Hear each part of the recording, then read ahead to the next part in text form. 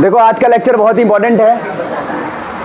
पिछली बार डाइलेक्ट्रिक पढ़ा था, अब डाइलेक्ट्रिक में आगे बढ़ाएंगे चीज़ों को, और अभी से 20 से 30 मिनट बाद चैप्टर शायद खत्म हो जाए, पर हम क्वेश्चंस कराएंगे तो चैप्टर में थोड़ा टाइम लगेगा, है ना। तो देखो कॉन्सेप्ट्स की बात करें तो कॉन्सेप्ट ये है कि बहुत सुंदर बात है कि कैपेसिटर होता है, बहुत सुंदर बात है कि कैपेसिटर एनर्जी स्टोर करता है और एकदम से एनर्जी देता है जब हमें चाहिए होता है, बहुत सुंदर बात है। तो कहते हैं कि कैपेसिटर ठीक है, फॉर्मूला ये है आपके पास, कैपेसिटी औकात, कैपेसिटेंस, एनर्जी स्टोर करने की क्षमता। फिर कहते हैं कि भाई ऐसी बात है कि अब ना हम इसमें डालेंगे डाइलेक्ट्रिक, तो आप कहते हो मैं के से मल्टीप्लाई कर दूंगा, जो मीडियम का कांस्टेंट होगा उससे मल्टीप्लाई कर दूंगा इसके बगल में, तो आंसर आता है। कोई प्रॉब्लम है ही नहीं इसमें। पर क्वेश्चन यहाँ फंस जाता है जब वो चेंज करते हैं और कहते हैं देखो भैया ये जो कैपेसिटर है आपका, उसमें जो डाइलेक्ट्रिक डाला है, जो मीडियम डाला है जिसका कांस्टेंट के है, मीडियम का डाइलेक्ट्रिक कांस्टेंट के है, उसकी थिकनेस ना टी है, टी पूरी तरह नहीं भरा हमने, ये तो डिस्टेंस डी है, वो कह रहा हमने पूरी तरह नहीं भरा, हमने थोड़ा सा भरा है। अगर हम पूरी तरह डाइलेक्ट्रिक भरते तो फॉर्मूला ये बनता है। अब डाइलेक्ट्रिक हमने थोड़ा सा में भरा है, बाकी जगह एयर है, वैक्यूम छोड़ दिया, वैक्यूम। अब पूछा कैपेसिटेंस बताओ, तो इसके लिए हमें डेरिवेशन करना पड़ेगा स्टार्टिंग से। हम कहेंगे कैपेसिटेंस का फॉर्मूला होता क्या है, तो आप बोलोगे कैपेसिटेंस का फॉर्मूला Q अपॉन V होता है, Q अपॉन V होता है। क्या चार्ज में कोई चेंज आएगा, तो चार्ज में कोई चेंज नहीं आएगा, चार्ज तो प्लेट के ऊपर है ना, तो चार्ज में कोई चेंज नहीं आया। तो किस बात में चेंज आएगा, मीडियम डालने से इलेक्ट्रिक फील्ड में चेंज आएगा। और हम जानते हैं वेद, V is equal to electric field into distance. अगर इलेक्ट्रिक फील्ड चेंज होगा तो वोल्टेज चेंज होगा, यानी जो नया कैपेसिटेंस आएगा उसमें चार्ज चेंज हो या ना हो, वोल्टेज पक्का चेंज होगा। तो मुझे वोल्टेज को ही देखना पड़ेगा, नया वोल्टेज क्या आया। तो मैंने दिमाग लगाया, मैंने कहा कि यहाँ पर ना मीडियम दो जगह है, मतलब मीडियम तो एक जगह है पर एक वैक्यूम है और एक क्या है, एक मीडियम है, मीडियम। तो हमने कहा यहाँ का वोल्टेज मान लेते हैं V1 और अंदर का वोल्टेज मान लेते हैं हम V2। तो हमने कहा भैया बात ऐसी है कि जो पोटेंशियल होगा वो V1 प्लस V2 में डिवाइड हो जाएगा। एक तो हो गया वैक्यूम का और एक हो गया मीडियम का। बात ही समझे, अगर इलेक्ट्रिक फील्ड अलग अलग आती है वैक्यूम में और मीडियम में, तो वोल्टेज भी क्या आएगा, अलग अलग। तो मैंने कहा भाई साहब बात तो सही कह रहे हो आप, आगे बताओ। तो मैंने कहा V1 लिखना है मुझे। V1 है किसके अंदर, देखते रहो, बात सुनो, अभी नहीं देखोगे तो बहुत दिक्कत होगी। मैंने कहा V1 किसके अंदर है, किसने कहा वैक्यूम के अंदर। तो वैक्यूम के अंदर वोल्टेज लिखना मुझे आता है। वोल्टेज का फॉर्मूला होता है इलेक्ट्रिक फील्ड इंटू डिस्टेंस। मैंने कहा यार इलेक्ट्रिक फील्ड कितना होता है वैक्यूम में, तो सिग्मा बाई एप्सिलॉन नॉट होता है। वैक्यूम में सिग्मा बाई प्लस माइनस के बीच में, ये प्लस होता है ना, प्लस माइनस के बीच में sigma by epsilon not electric field होता है वैक्यूम के अंदर। तो इलेक्ट्रिक फील्ड तो लिख दिया E, अब डिस्टेंस से मल्टीप्लाई करना है। तो मैंने डिस्टेंस ना यहाँ पर ऐसे मल्टीप्लाई किया D माइनस टी। अब यहाँ पर लिखूंगा V2। अब D माइनस टी जैसे लिखूंगा कई लोगों के पेट में दर्द होगा, क्यों लिख दिया भाई, हो रहा है किसी का दर्द पेट में, हो रही नहीं हो रही दर्द, हो रहा हो किसी न किसी के। तो उसके पीछे रीज़न क्या है, जो वैक्यूम ना D माइनस टी में ही है। आप समझिए बात को, अगर पूरा D है और T में है मीडियम, तो D माइनस टी में क्या होगा, वैक्यूम। हो रहा है बेटा, दर्द हो रहा है, नहीं ठीक है, नहीं मतलब ऐसा हो सकता है किसी के पेट में दर्द हो, मतलब एकदम से देखा कोई, अरे क्यों लिख दिया, कि अब्दुल को हो रहा था।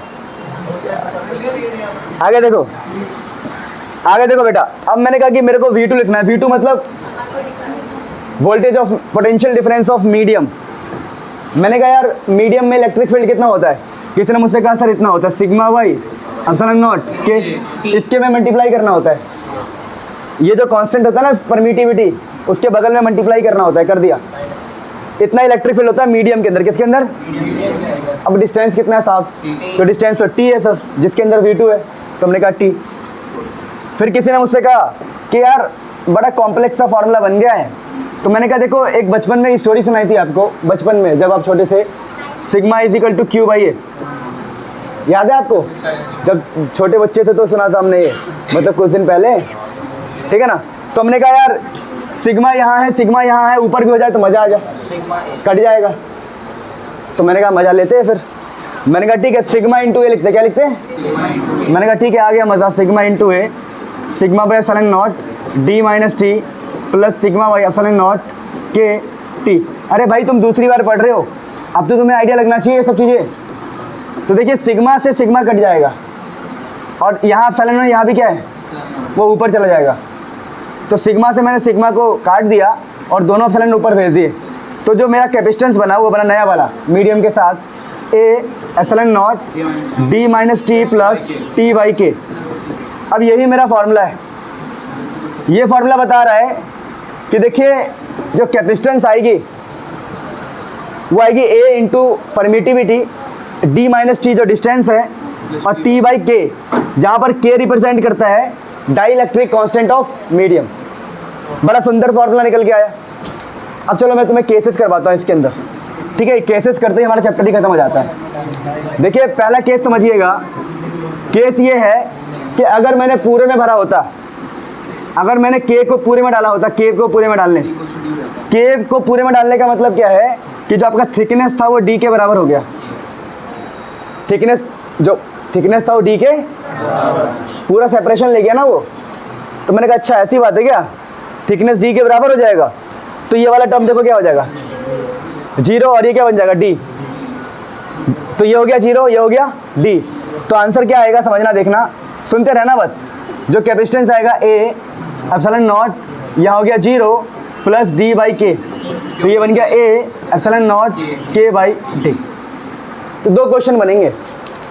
पहला ये कि डाई इलेक्ट्रिक डाला है हमने टी में, कितने में, तो यहाँ तक ड्राइव कर देंगे। अगर ये क्वेश्चन नहीं आया, डायरेक्टली क्वेश्चन क्या आया, डाई इलेक्ट्रिक भरा है पूरे में, तब भी ये डेरिवेशन करेंगे और लिख देंगे when t equal to d, तो ये वाला आंसर आ जाएगा। क्या बात समझ में आएगा? क्वेश्चन कैसे ही बना देंगे, वो पूरा भरा है, टी में भरा है, या बोल देंगे हमने मीडियम पूरे में भर दिया, कुछ भी घुमाएंगे, या बोलेंगे फॉर्मूला लिख के देंगे कि ये ड्राइव करके दिखा, ये ड्राइव करके दिखा, ऐसे बोल देंगे, वो क्वेश्चन में लिख के बोल देंगे। तो आपको आइडिया होना चाहिए। अगला केस हम ये बना लेते हैं कि देखिए साहब बात ऐसी है, केस टू देखिए, केस टू कि आपने, ठीक है आपने सही किया, आपने भरा, आपने भरा, थिकनेस टी का भरा, कोई दिक्कत नहीं है, पर आपने इसको लिया कंडक्टर। क्या लिया? जो स्लैब है, स्लैब डाइलेक्ट्रिक, क्या है डाइलेक्ट्रिक, जो डाइलेक्ट्रिक है वो कंडक्टर है, डाइलेक्ट्रिक स्लैब जो भी है वो कंडक्टिंग स्लैब डाला आपने।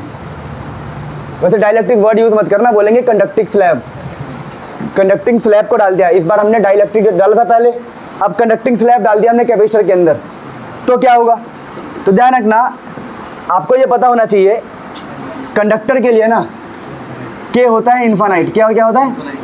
अब के इन्फानाइट क्यों होता है, उसके लिए आपको के को समझना पड़ेगा। के होता है डाइलेक्ट्रिक कांस्टेंट, मतलब फोर्स कम करने की शक्ति। पानी की डाइलेक्ट्रिक कांस्टेंट बहुत ज़्यादा होती है, तो पानी क्या करता है, Na प्लस और Cl माइनस से फोर्स बहुत कम कर देता है, तो नमक टूट जाता है। तो के होता क्या है, किसका फ़ोन है, मेरा ही है क्या, किसका आ रहा है, हेलो, अरे अच्छा ये इससे तो कनेक्टेड ही नहीं था ये। हेलो, हाँ जी, हेलो, हाँ जी बेटा, वो अच्छा आपने कोचिंग के लिए कॉल किया होगा ना?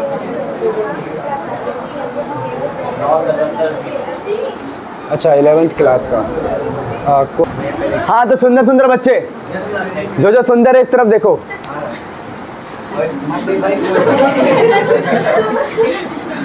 कौन नहीं देख रहा था? वारिस।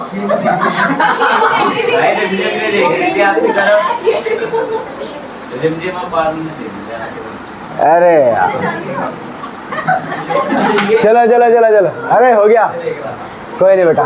देखो शरीर सुंदर नहीं होता, आत्मा सुंदर होता है, ये बेवकूफ़ बनाने वाली बात है।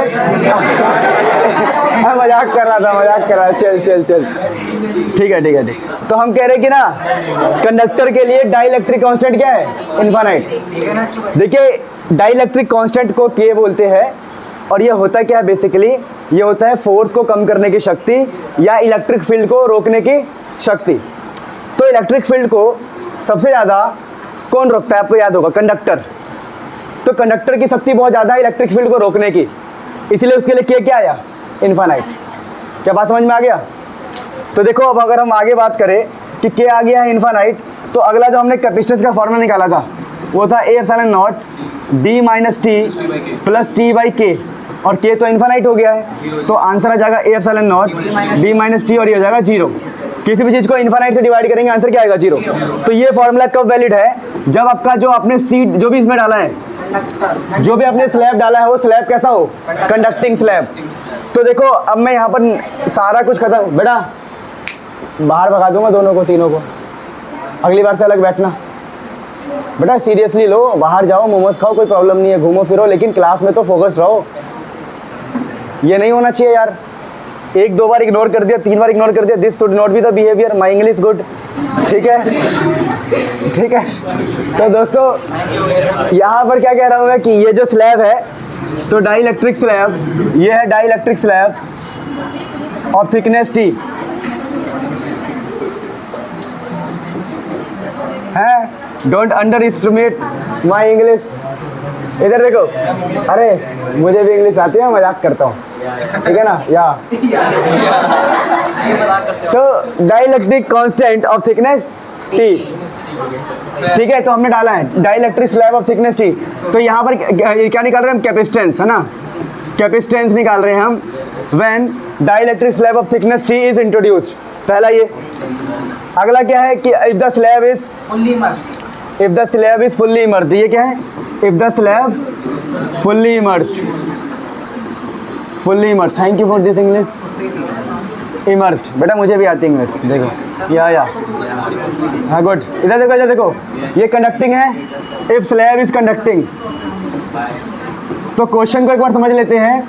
क्वेश्चन क्या है कि अगर 3 प्रकार के क्वेश्चन आएंगे कि कैपेसिटर में ये डाल दिया तो क्या होगा, ये डाल दिया तो क्या होगा, पूरा डाल दिया, थिकनेस टी का डाल दिया, कंडक्टिंग डाल दिया, तो 3 क्वेश्चन फटाफट लिख लो। 3 क्वेश्चन का एक ही आंसर है, डेरिवेशन कर दो, फिर इसमें कंडीशन लगा दो, तो फटाफट नोट कर लो, फिर हम आगे बढ़ेंगे, इसके ऊपर क्वेश्चन करेंगे, फिर टाटा बाय बाय हो जाएगा चैप्टर।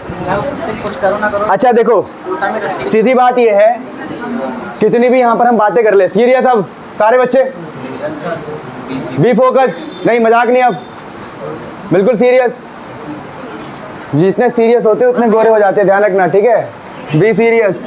अच्छा मेरी बात सुनो, अब तो सारे सीरियस हो जाएंगे हैं। अब देखो इधर ध्यान दो, बहुत सिंपल सी बात है, हमने सी जो पढ़ा था ए एप्सिलॉन नॉट बाई डी, अब आ गया है के। अगर पूरी तरह डाइलेक्ट्रिक हुआ तो, और 99% क्वेश्चन इसके ऊपर बनेगा, और क्वेश्चन भी ऐसे ऐसे कि इंसान का दिमाग खराब हो जाए, ठीक है ना। तो देखो क्वेश्चन कैसा बनता है, कहते भैया देखो एक कैपेसिटर है, उसमें कोई डाइलेक्ट्रिक है के, क्या डाइलेक्ट्रिक है के। अब इसको खाली कर दिया, सेम कैपेसिटर में हमने डाल दिया ऐसे 2, एक K1 है और एक K2 है। तो what is relation between K1 K2 if इसकी जो औकात है सेम औकात इसकी है, दोनों की कैपेसिटी सेम है, दोनों की कैपेसिटेंस क्या है, तो तीनों के मतलब K1 K2 में रिलेशन क्या आएगा। तो सिंपल सी बात है, क्वेश्चन में क्या गया है कि कैपेसिटेंस क्या है, सेम, तो इसका कैपेसिटेंस निकालेंगे, इसका निकालेंगे, इक्वल रखेंगे, रिलेशन आएगा। लेकिन मुद्दा ये है कि इसको करे तो करे कैसे। तो आपको छोटी सी ट्रिक याद रखना, ट्रिक क्या कि अगर आप ठीक से देखोगे तो ये है डिस्टेंस है डी, डिस्टेंस क्या है, और डाइलेक्ट्रिक को ऐसे डाला गया है कि डिस्टेंस हो गया है डिवाइड, आधा आधा। तो आप इसको पता क्या करोगे, इसको ट्रांसफॉर्म करोगे, ऐसे ट्रांसफॉर्म करोगे 2 कैपेसिटर में, ऐसे 2 कैपेसिटर जिसके पास एक के अंदर है K1 और एक के अंदर है K2, और दोनों लगे हुए किसमें, सीरीज में।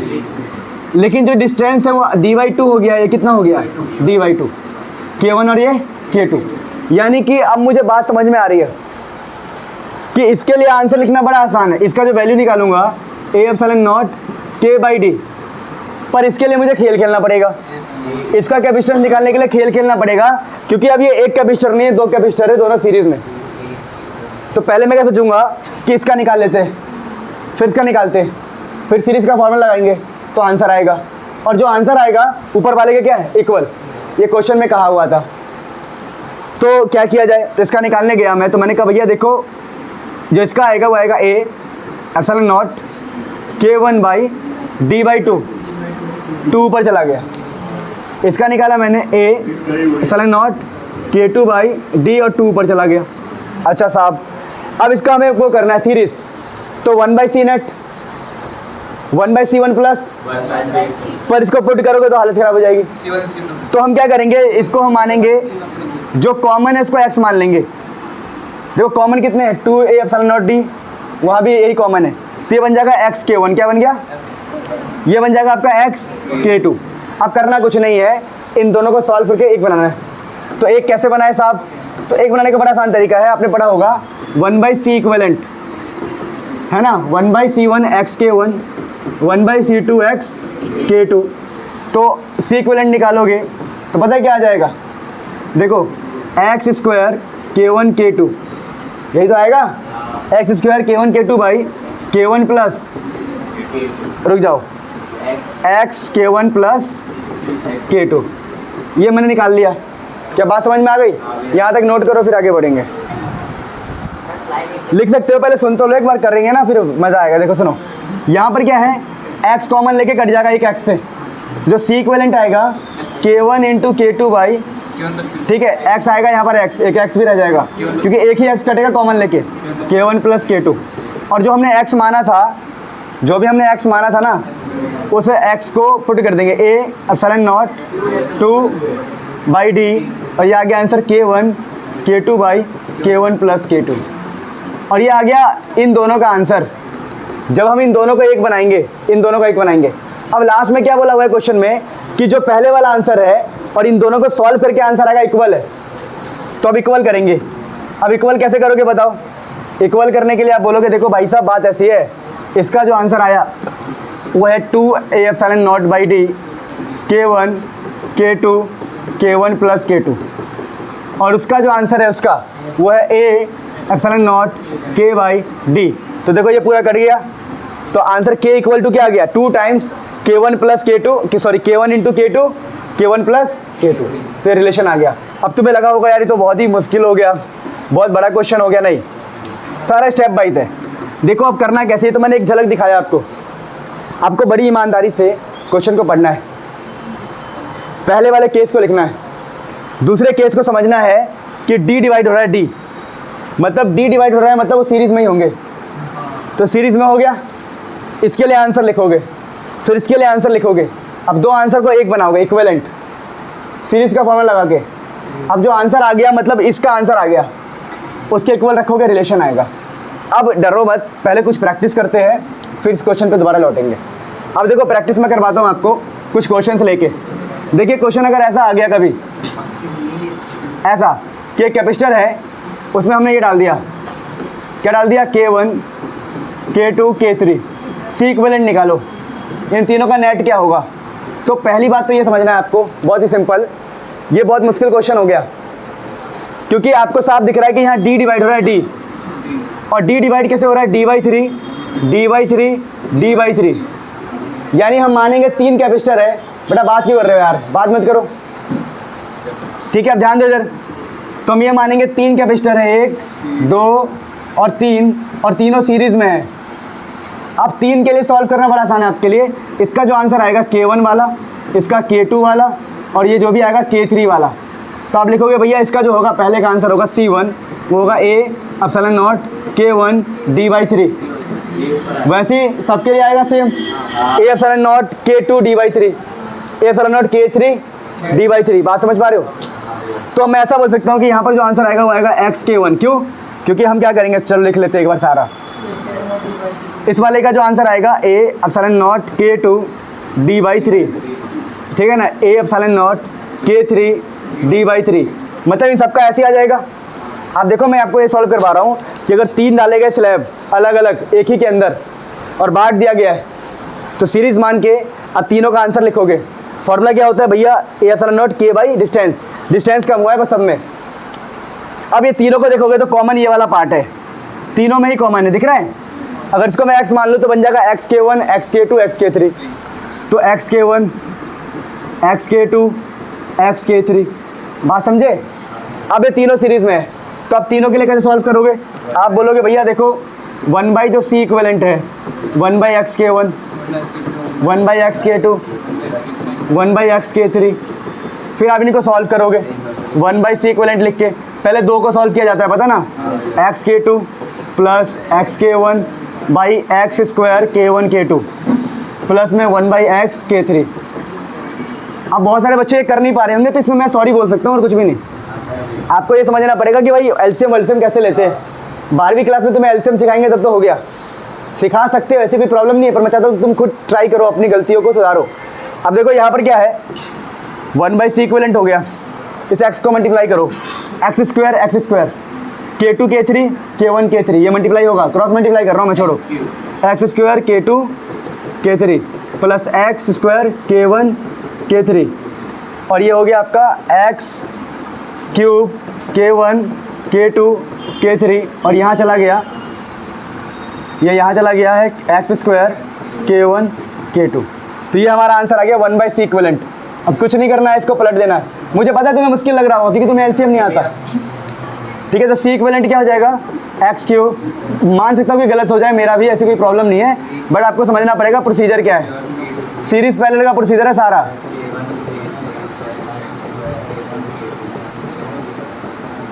तो देखो ये आंसर आ गया। अब बोलोगे ये तो बहुत बड़ा है, तो x की वैल्यू पुट कर देना और बड़ा हो जाएगा। गुड। मेन मुद्दा ये है कि क्वेश्चन को आपको समझना है। वैसे 2 से ज़्यादा नहीं आता, एग्जाम में कभी भी 2 से बड़ा नहीं आएगा। अब देखो अभी तुम्हें 2 वाले इजी लगेंगे। देखो अगर ऐसा आ गया क्वेश्चन कि कैपेसिटर है, अब डाल दिया हमने यहाँ पर K1, यहाँ डाल दिया K2, या ऐसा कर दिया किसी ने, बोला भैया इसके अंदर डाला है हमने K, इसके अंदर डाला है हमने 2K, क्या अलग अलग है? हाँ अलग अलग है, एक में आधा एक में 2 है, 2 गुना है। तो आप इसका आंसर निकालोगे तो बोलोगे भैया A epsilon naught K by D by 2, distance कितना हो गया? आधा। इसके लिए क्या लिखोगे? A epsilon not 2K, constant कितना है इस बार? 2K D by 2। अब दोनों किस में है बताओ?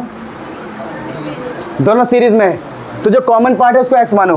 तो देखो D बाई 2 जो है, D बाई 2 क्या है? Common part, A epsilon not D by 2 common part, तो ये हो गया XK, क्या हो गया? और ये हो गया आपका x 2K, ये x हो गया, ये कितना हो गया? 2K, तो 2XK। आप लिख दोगे 1 by XK plus 1 by 2XK, और क्रॉस मल्टीप्लाई करके आंसर आ जाएगा। तो ये समझ में आ गया। अच्छा सुनो, और ये जो हमने सीखा ये था हमारे सीरीज के लिए, किसके लिए था? अब पैरेलल के लिए क्या होगा देखो खुद समझना। मैंने कहा ये कैपेसिटर है, अब इसमें कर क्या रहा हूँ मैं? डाइलेक्ट्रिक ऐसे डाल रहा हूँ, यहाँ K1 यहाँ K2। अगर तुम ठीक से देखो तो यहाँ पर D डिवाइड नहीं हो रहा, यहाँ पर क्या डिवाइड हो रहा है? एरिया। ऊपर नीचे पार्ट बन गया ना, ऊपर नीचे, ऊपर एक पार्ट नीचे एक पार्ट। तो आप कह सकते हो कि भैया देखो ऊपर एक पार्ट है K1 वाला और नीचे एक पार्ट है K2 वाला, और ऐसे कनेक्शन को हम क्या बोलते हैं? पैरेलल।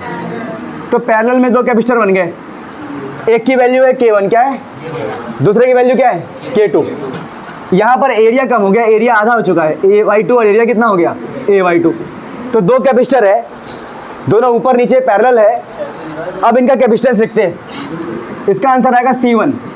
A/2 एरिया आधा हो गया, epsilon not K/D, distance same है, एरिया आधा हुआ, डिस्टेंस क्या है? सेम।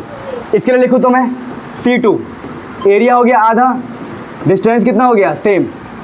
यहाँ तक समझ में आया कि नहीं आया? अब ये पैरेलल में है, किस में है ये? तो पैरेलल में आप डायरेक्टली एडिशन कर सकते हो, तो अब सिंपल एडिशन कर देंगे। तो इन दोनों को जोड़ देना है, दोनों को, तो दोनों ही क्या है? एक K1 है, यहाँ पर K2 आ जाएगा, ठीक है ना। जोड़ दो तो आंसर क्या आएगा? C1 प्लस C2, ये होगा हमारा C इक्विवेलेंट। पैरेलल में सीधा ऐड होता है, याद है तुम्हें? भाजी ऐसे कुछ बोलते हो ना, पैर सीधा होता है तो सीधा ऐड कर दो, P4 है ना। चलो बचपन की बात है। ये A/2 epsilon not K1 by D plus A/2 epsilon not K2 by D, यही हमारा आंसर है। इसका कॉमन लेना जो कॉमन आ रहा है। तो आसान कौन सा है? पैरेलल वाला। मुश्किल कौन सा है? एग्जाम में कौन सा आएगा? पैरेलल वाला। आ सकता है सीरीज वाला भी आ सकता है, कोई प्रॉब्लम नहीं है, पर तुम्हें दोनों का आइडिया हो गया। अब मैं तुमसे एक क्वेश्चन करा रहा हूँ ताकि मैं समझ सकूँ कि आपने सोचा क्या। अच्छा, क्या आपको सीरीज और पैरेलल दिख रहा है डिवाइड होता हुआ? जब एरिया डिवाइड है पैरेलल, तो ऐसे याद कर लो AP, जब एरिया डिवाइड होता है तो पैरेलल, और एक होता है DC या DS, ठीक है ना। जब डिस्टेंस डिवाइड हो उनके बीच का तो सीरीज, ठीक है ना। तो ऐसे याद कर सकते हो। अब मैं तुम्हें थोड़ा क्वेश्चन देता हूँ, 1-2। क्वेश्चन समझना, क्वेश्चन ये है, समझते रहना, क्वेश्चन बड़ा इजी है, ठीक है। मैं थोड़ा 3D में ट्राई कर रहा हूँ, बन जाए तो बढ़िया है, कोई बात नहीं, कोई बात नहीं। अब मैंने कहा डाइलेक्ट्रिक स्लैब यहाँ डाला हमने, ऐसे डाला हमने, ऐसे, ये K1 ये K2, ठीक है, K1 और K2 डाइलेक्ट्रिक स्लैब डाल दिया। अब तुमसे बोला कि नेट कैपेसिटेंस निकालो, एरिया दिया आपको A, एरिया A दिया, डिस्टेंस D दिया, एरिया A डिस्टेंस D, तो आपको ये सोचना पड़ेगा सीरीज है कि पैरेलल है। तो बहुत सारे बच्चों का पैरेलल लगेगा और बहुत सारे बच्चों को सीरीज लगेगा, तो मैं कहूँ तो ये क्या है देखना पड़ेगा उसके लिए। तो मैंने सोचा कि भैया देखो, अगर एक ईंट है, ईंट की तरह है ना ये क्यूबॉइड, तो ऊपर प्लेट है, नीचे प्लेट है, ऊपर प्लेट है और नीचे, और डिस्टेंस कौन सा होगा ये, तो ये हमारा D है, ये क्या है, दो प्लेट के बीच की डिस्टेंस। क्या ये जो लाइन है वो D को डिवाइड कर रही है? नहीं। आप ठीक से देखो तो एरिया को डिवाइड कर रही है, तो पैरेलल है। क्या ये, आप समझना, क्वेश्चन 3D में ऐसे आते हैं क्वेश्चन। अब एक बार क्वेश्चन ऐसा आएगा, ठीक है, इतना बढ़िया नहीं बनेगा पर ठीक है जो भी है। आप कहेंगे आपको कि ये K1 ये K2, तो आप प्लेट को देखो पहले, प्लेट ऊपर नीचे, प्लेट ऊपर नीचे, ये लाइन किसको काट रही है, डिस्टेंस को, तो सीरीज। तो क्वेश्चन 3D में आएगा तो पागल हो जाओगे, लेकिन एक बात याद है, एरिया डिवाइड डिस्टेंस डिवाइड तो क्वेश्चन कर जाओगे। 5 मार्क्स में आता है क्वेश्चन, 2018 में चेक कर लेना, इतने 2 स्लैब बना रखे थे, इजी क्वेश्चन। अब देखो सुनो, अब हमें क्वेश्चंस को समझना पड़ेगा। अब ये पैरेलल में था, किसमें था, तो मैंने इसके लिए आंसर निकाल लिया, A एप्सिलॉन नॉट K1/D, सही है कि गलत, गलत, A/2, एरिया आधा हो जाएगा। फिर मैंने कहा यहाँ पर A/2 एप्सिलॉन नॉट K2/D, अब दोनों को ऐड कर देंगे क्योंकि पैरेलल था, आ गया आंसर C इक्विवेलेंट। क्या आ गया, तो आप बात को समझ पा रहे हो, मेन मुद्दा है सीखना, सीरीज पहले सीख गए। अब एक क्वेश्चन मेरे लिए करके दिखाओ जो मैं बोल रहा हूँ, फिर हम मानेंगे कि आपको आ गया है। सीरीज पैरेलल की बहुत आपको बता चुका हूँ मैं पहले ही, डाइलेक्ट्रिक के भी क्वेश्चन मैंने कराए, नोट करने का मौका बाद में दूंगा, पहले आप ये नोट करो जो क्वेश्चन बोल रहा हूँ मैं। क्वेश्चन है, 2 capacitors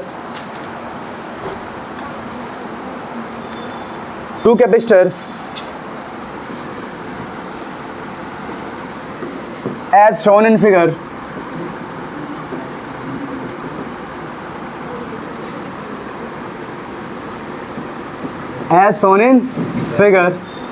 gives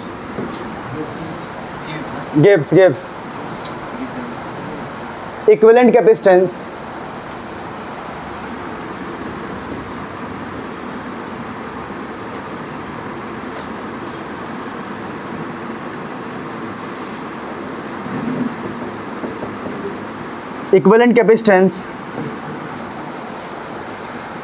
equal to equivalent capacitance equal to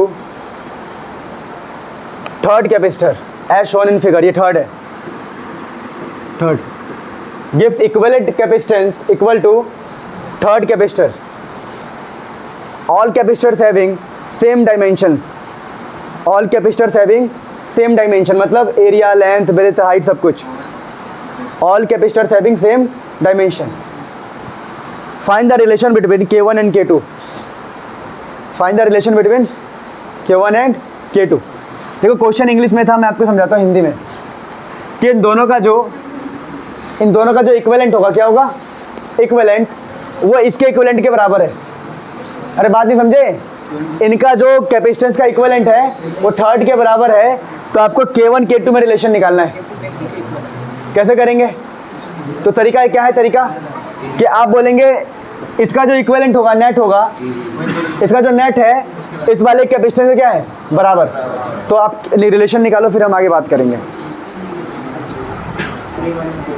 देखो देखो सुंदर बच्चों, आपको ना क्वेश्चन को फील करना है। बेटा निधि हुआ आपसे, हुआ बेटा, किससे हुआ, कोई तो होगा सूरवीर। अब देखो सोचना ऐसा है कि भाई बोला गया है कि इनका जो इक्विवेलेंट आएगा कैपेसिटेंस, वो उसके कैपेसिटेंस के इक्वल होगा। तो पहली बात तो आप इसका निकालो अकेले का, तो ए epsilon not K1 by D, गलत, A/2 आएगा। नहीं चलो ए मान लेते, चलो ए मान लेते, सॉरी ये तो ऑलरेडी दे रखा है ना, ऑलरेडी अलग से है, अलग है सॉरी। C2 निकाल लेंगे तो ए epsilon not K2 by D. अब ये दोनों किसमें पैरेलल, तो इनका इक्विवेलेंट क्या होगा, ऐड करके ऐड करेंगे तो ए epsilon not by D K1 plus K2, इन दोनों का क्या आ गया, नेट। अब कहा गया इसका जो नेट है, सुनते रहो, थर्ड वाले के बराबर है, तो थर्ड वाले का आंसर निकालेंगे तो आएगा ए एप्सिलॉन नॉट 3 बाई डी। के की वैल्यू कितनी दे रखी है, 3, तो हम लिख देंगे A epsilon naught k by d. ये पूरा कट गया, तो K1 plus K2 equal to 3, K1 plus K2 equal to 3, ठीक है। 6 कैसे होगा, एरिया आधा नहीं होगा ना, सेम डायमेंशन था, मैंने लिखवाया था सबका एरिया लेंथ विड्थ सब सेम है, सेम डायमेंशन। अरे काटा थोड़ी हमने, ये तो अलग से पहले दे रखा है। हो गया आपसे, 2 क्यों लगाया, 2 तो तब लगाते ना जब एक ही कैपेसिटर को आधा बांटा हो। अरे वो क्वेश्चन ऐसे थे यार, वो क्वेश्चन थे कि एक ही कैपेसिटर को आधा बांटा है, कहाँ बांटा हमने, अलग अलग है ये। वो भाई ये क्वेश्चन था अलग, इसमें क्या था, हम खुद पैरेलल बना रहे थे, इसमें मैंने ऑलरेडी बना के दिया है, तो एरिया को आधा मत करना, एरिया को आधा तब करना जब एक ही के अंदर 2 डाला हो, ठीक है, नोट इट डाउन। सो कुछ ऐसा टॉपिक जो हमारे सिलेबस में क्लियरली मेंशन तो नहीं है, इवन एनसीईआरटी की बुक्स में भी नहीं है, पर हम कर लेते हैं एग्जाम में आ जाए तो। एक टॉपिक तो इंपॉर्टेंट है, देख लो क्या इंपॉर्टेंट है। कई बार क्वेश्चन ऐसा आता है कि एक स्फेयर है, स्फेयर इस पर चार्ज है, मान लो चार्ज। आपको एक बात तो पहले से पता है कि स्फेयर के लिए जो पोटेंशियल होता है, पोटेंशियल वो होता है KQ/R, जो भी इसका रेडियस हो, KQ/R पोटेंशियल होता है स्फेयर के लिए। Be consider it as a point charge, पता है ना आपको। अब जो भी इसका चार्ज होगा उसके हिसाब से पोटेंशियल ही होता है। तो एग्जाम में क्वेश्चन क्या आता है, किसी कैपेसिटेंस निकालो, तो हम कहते हैं यार कैपेसिटेंस का फॉर्मूला बड़ा सिंपल है, चार्ज को V से डिवाइड करना। अब देखो चार्ज जो है, चार्ज वो तो Q ही है, V है KQ/R, तो R/K, K क्या होता है 1/4πε0, तो आ गया 4πε0R। इसका इस फॉर्मूले का नाम होता है capacitance of A parallel plate capacitor, sorry spherical capacitor.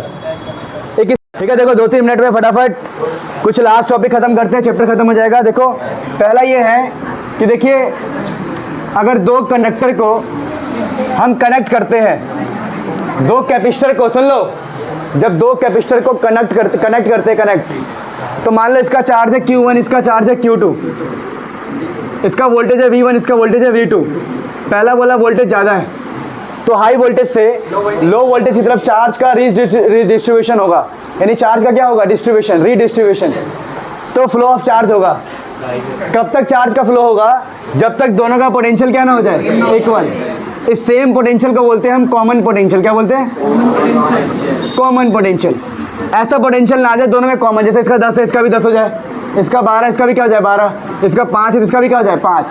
तो हमें तब तक चार्ज का फ्लो मिलेगा, बात सुनो, तब तक चार्ज का फ्लो मिलेगा जब तक पोटेंशियल क्या ना हो जाए, तो वही कॉमन पोटेंशियल निकालना है। तो कॉमन पोटेंशियल के लिए हमारे पास फार्मूला क्या होता है, सुन लो, हमारे पास कोई डेरिवेशन नहीं है फिलहाल। तो कॉमन पोटेंशियल जो है हमारा वो आता है total charge upon total capacitance, total charge upon total capacitance, total capacitance ध्यान रखना, ये हमारा फॉर्मूला है किसके लिए, कॉमन पोटेंशियल के लिए।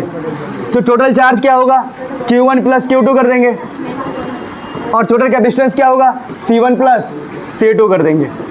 तो ये आंसर ध्यान रखना। इसको और भी हम खोल सकते हैं, कैसे, चार्ज का फॉर्मूला क्या होता है, CV, तो C1 V1 plus C2 V2 by C1 plus C2। तो पहला टॉपिक ये था जिसका नाम है कॉमन पोटेंशियल, कि जब भी 2 चार्ज कंडक्टर को कनेक्ट करते हैं, चार्ज का फ्लो होता है जब तक पोटेंशियल सेम ना हो जाए, कॉमन ना हो जाए। और कॉमन पोटेंशियल का जो फॉर्मूला आता है total charge upon total capacitance Q1 plus Q2 by C1 plus C2, और Q1 का मतलब होता है C1 V1 C2 V2। हो गया ना। अगला लास्ट टॉपिक है, पढ़ लो इसको, कोई बात नहीं फिर, ठीक है। न्यूमेरिकल की नीड पड़ेगी नहीं तुम्हें, थोड़ा सा ट्राई करना, खुद से हो जाएगा, ठीक है। अब अगला क्वेश्चन, अगला टॉपिक क्या होता है, ये जो हैवी नहीं वैसे तो, एनर्जी लॉस। एनर्जी लॉस ये क्या है कि मान लो, देखो इसको चेंज इन एनर्जी भी बोल सकते हो। एनर्जी में कितना चेंज आया, कितना लॉस हुआ। देखो एक कैपेसिटर है, मान लो ये C1 V1, दूसरा है कोई C2 V2, इन दोनों को हमने कनेक्ट किया आपस में, तो आपको पता है अगर इनका पोटेंशियल अलग है तो चार्ज का फ्लो होगा, चार्ज का फ्लो होगा तो एनर्जी का भी लॉस होगा। भाई चार्ज फ्लो कर, जैसे हमारे वायर में चार्ज फ्लो होता है तो हीट जनरेट होता है, हीट, एनर्जी लॉस भी बोल सकते हो, हीट भी बोल सकते हो, जो मर्जी बोल लो। वैसे एनर्जी लॉस हम पढ़ रहे हैं, तो एनर्जी लॉस का जो फॉर्मूला आएगा, जो लॉस का फॉर्मूला आएगा वो देख लो। लॉस कितना आता है, वो आता है आपका 1/2 C1 into C2 C1 plus C2 V1 minus V2 का whole square. That is what energy loss. जब दो कैपेसिटर को हमने कनेक्ट किया जिसका पोटेंशियल C1 V1 और C2 V2, डायरेक्टली हमारे पास कोई वो नहीं है, डेरिवेशन नहीं है। इसकी डेरिवेशन ऐसे भी लंबी होती है, पिछली बार भी नहीं कराया होगा मैंने, इससे पिछली बार कराया था मैंने। तो देखो ये बड़ा आसान होता है समझना, पर आपको सीधी सीधी बात बता रहा हूँ। देखो लास्ट के जो टॉपिक है हमारे सिलेबस में, पहला ये, मतलब मान लो काइंड ऑफ सिलेबस में है या नहीं है, जो भी है, कि दो को कनेक्ट करेंगे कॉमन पोटेंशियल आएगा जो होता है C1 V1 plus C2 V2 by C1 plus C2। अगला ये कि जब दो को कनेक्ट करेंगे तो एनर्जी का लॉस होगा, और लॉस कितना होगा, half C1 C2 C1 plus C2 V1 minus V2 का होल स्क्वायर। इसको V2 माइनस V1 भी लिख दोगे तब भी फर्क नहीं पड़ेगा, क्यों, क्योंकि होल स्क्वायर है। समझ में आ गया। तो this is the end of the lecture. उम्मीद करता हूँ कि आपको चैप्टर समझ में आया होगा। हाँ, कभी भी 100% तो होता ही नहीं है। अगर आपने 10% भी सीखा है चैप्टर को तो मोर देन इनफ है, क्योंकि 100% अपने आप हो जाएगा 10 बार पढ़ने के बाद। So enjoy your day. Copy किताब बंद मत करना, बस इसको लिखो पहले। देखो एक क्वेश्चन कराऊंगा, है ना, चैप्टर एंड करने से पहले एक स्पेशल टाइप का क्वेश्चन। देखो आपको मैं बता रहा हूँ कैसे क्वेश्चन के लिए मैं आपको कुछ बता रहा हूँ। आपको बोलेंगे देखिए भाई साहब एक कैपेसिटर यहाँ पर है, ये क्वेश्चन कम से कम 12 बार आया हुआ है, 12 से 15 बार, तो चांसेस है कि आ ही जाएगा लगातार। कई बार 3 साल लगातार आया है, कई बार तीनों सेट में आया है, ABC सेट होता है ना, सेट, तीनों सेट में, कई बार कंपार्टमेंट में लगातार आया है। तो इस क्वेश्चन की अहमियत देखो, क्वेश्चन है कोई कॉन्सेप्ट नहीं है, ये लॉजिकल कॉन्सेप्ट है। देखो ऐसा बोलेंगे, कहेंगे दो कैपेसिटर है, यहाँ एक बैटरी से लगा हुआ है, बैटरी है 10 वोल्ट, कितना वोल्ट है, और ये है 1 माइक्रोफैराड, यहाँ 1 माइक्रोफैराड, और कहेंगे ना कि भैया देखो यहाँ पर एक स्विच है, स्विच। आप कहेंगे, आपको सुनो, कहेंगे स्टार्टिंग में टाइम इक्वल टू 0, इनिशियली, सुनते रहना क्वेश्चन को, इनिशियली स्विच ऑन है, स्विच क्लोज्ड है, क्लोज्ड का मतलब होता है ऑन, क्या होता है, ऑन, स्विच्ड है ऑन, स्विच क्या है, ऑन। तो आप कहोगे अच्छा स्विच ऑन है, ऑन होने का मतलब क्या है, ऑन होने का मतलब कि भाई कनेक्शन है। अगर कनेक्शन है, अगर ये 10 वोल्ट है तो ये 10 वोल्ट हो गया, और ये भी कितना हो गया, 10 वोल्ट हो गया। यानी कि मैं अगर बात करूं तो 10 वोल्ट है इधर भी, उधर भी 10 वोल्ट है। अरे दोनों कैपेसिटर की बात कर रहा हूं। मान लो ये C1 है, ये C2 है, तो अगर मैं इसकी बात करूं C1 और C2, तो वोल्टेज कितना है, 10 वोल्ट और 10 वोल्ट। स्विच कनेक्टेड है तो सारे पैरेलल में है। चार्ज बताओ, चार्ज बोलोगे तो बोलोगे भाई चार्ज जो है, चलो कैपेसिटेंस लिखते हैं पहले, कैपेसिटेंस 1 माइक्रोफैराड, 1 माइक्रोफैराड, कैपेसिटेंस इतना हो गया। चार्ज की बात करें तो Q into V, 10 into 1 10 microcoulomb, 10 microcoulomb. बात समझ में आया क्या हुआ? स्विच क्लोज है ना, स्विच क्लोज का मतलब कि ऑन है, स्विच क्लोज है, ओपन नहीं है, तो ये ऑन है। मतलब आप समझो ना, मैंने सारा कुछ निकाल लिया। मैंने कहा भाई इसकी वोल्टेज होगी 10 वोल्ट, कैपेसिटेंस होगी 1 और चार्ज होगा Q इंटू V, इन दोनों का मल्टीप्लाई लिख दिया। अब क्वेश्चन पता क्या आएगा, क्वेश्चन बोलेगा इफ, अब हमने क्या किया, स्विच को क्या कर दिया हमने, स्विच ऑफ हो गया, अब ऑफ कर दिया स्विच को। तो अब बताओ क्या, स्विच ऑफ किया एंड डाइलेक्ट्रिक डाल दिया, डाइलेक्ट्रिक इंट्रोड्यूस्ड, अब डाल दिया K दोनों के अंदर, स्विच को बंद किया और K डाल दिया।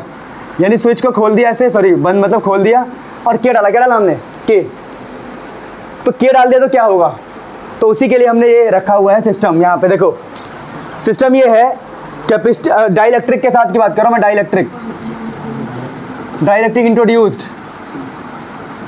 और कॉन्सेप्ट ये है, यहाँ से क्वेश्चन आता है एग्जाम में, लिखो मत, अब सुनो।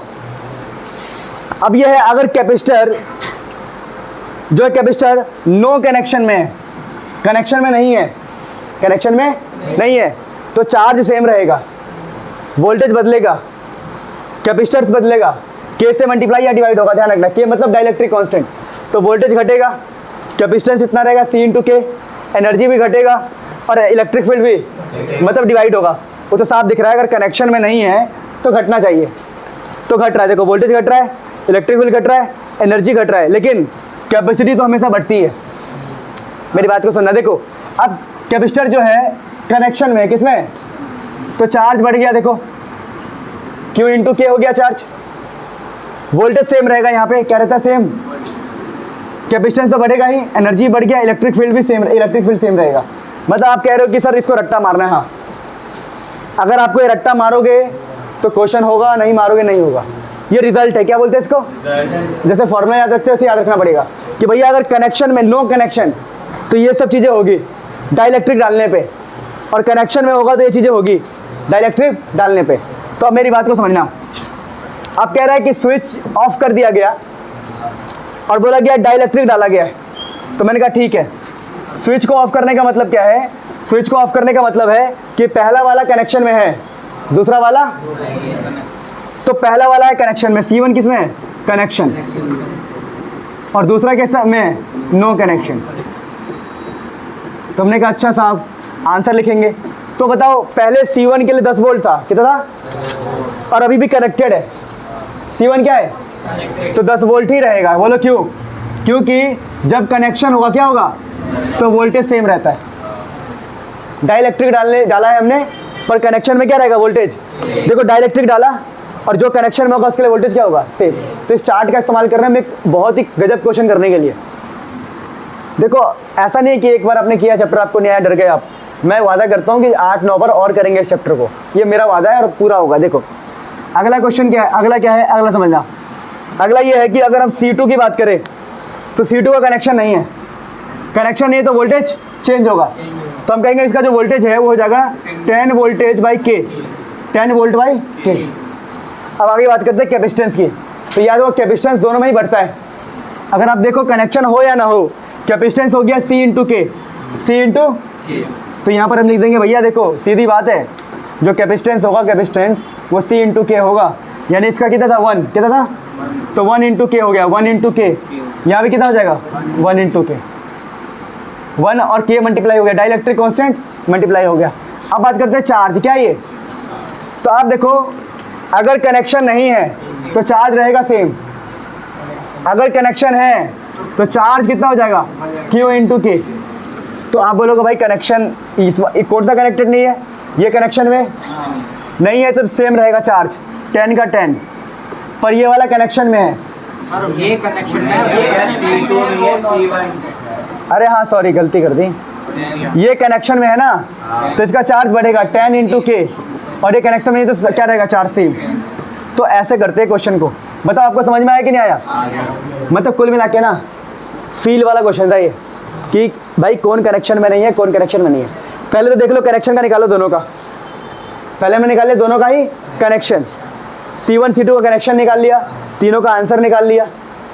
अब हम नीचे गए, हमने कहा कौन कनेक्टेड है कौन कनेक्टेड नहीं है, जो कनेक्टेड है उसका आंसर यहाँ से देख लिया, कनेक्टेड में ये जो होगा लिख देंगे, डिसकनेक्टेड में जो नहीं होगा नहीं लिख देंगे, मतलब ये तो नो कनेक्शन है, ये है कनेक्शन, तो ये चार्ट याद होना चाहिए, तो ये आप नोट कर लो। अब दुनिया जहान में कोई बाहर का क्वेश्चन नहीं आएगा, बात समझ पा रहे हो। कई बार क्वेश्चन ऐसा आ सकता है कि भैया देखो एक कैपेसिटर है, इस पर चार्ज है 100 कूलम, चार्ज कितना है, और वोल्टेज है 20 वोल्ट, ठीक है। अब मैंने इसको कर दिया कनेक्ट किसी और से कर दिया कनेक्ट, जो कि है मान लो 20 वोल्ट और 50 कूलम पर, 50 कूलम पर, तो आपको बोलेगा कि कनेक्ट कर दिया, कनेक्ट, तो बताओ कॉमन पोटेंशियल क्या होगा, तो कॉमन पोटेंशियल का फॉर्मूला क्या बताया था मैंने आपको? कॉमन पोटेंशियल आपको मैंने बताया था C1V1, पर यहाँ पर हम क्या लॉजिक लगाएंगे? कॉमन पोटेंशियल टोटल चार्ज अपन टोटल कैपेसिटेंस। तो देखो कैपेसिटेंस देना चाहिए, तो मान लो दे दिया उसने 2 माइक्रोफैरड, इसका दे दिया 3 माइक्रोफैरड, तो आप क्या बोलोगे? टोटल चार्ज कितना है? 100 और 50, 150, और नीचे हो जाएगा C1V1 प्लस C2V2 जो हमें पता है। तो ऐसे क्वेश्चन आएंगे तब भी संभाल लोगे तुम, कॉमन पोटेंशियल वाले क्वेश्चन। समझ पा रहे बात को? तो ये सब तो आप थोड़ा बहुत प्रैक्टिस करोगे, मैं कभी कभी क्वेश्चंस करा दिया करूँगा, तो ऐसे हो जाएगा। मेन जो क्वेश्चन कॉन्सेप्ट था ये वाला लास्ट, बाकी आप खुद प्रैक्टिस करो, नहीं आएगा तो मैं साथ दूंगा। बाकी मैंने सब कुछ करवा दिया इस चैप्टर के अंदर, ईच एंड एवरीथिंग, जितने पॉसिबल क्वेश्चन है। थोड़े बहुत क्वेश्चन अगर रह गए हो तो मैं करवा दूंगा, वैसे रह क्या गया, हज़ारों रह गए, लाखों रह गए, कभी पूरा नहीं होता कोई भी चैप्टर, चलता रहता है। तो आने वाले चैप्टर्स में भी इसका इस्तेमाल करेंगे हम, चैप्टर 8 में, चैप्टर 7 में, तब क्वेश्चन हो जाएगा। तो अभी के लिए इतना ही स्टॉप करते हैं, एक नए चैप्टर की शुरुआत करेंगे अगली क्लास में। आज कितनी तारीख है? 15 है ना, यानी जो भी अगली क्लास है ट्यूसडे को हमारी, आज 15 जुलाई है, नेक्स्ट चैप्टर स्टार्ट करेंगे। इसको नोट कर लो। एंजॉय योर डे, भगवान आपको तरक्की दे, बुद्धि दे।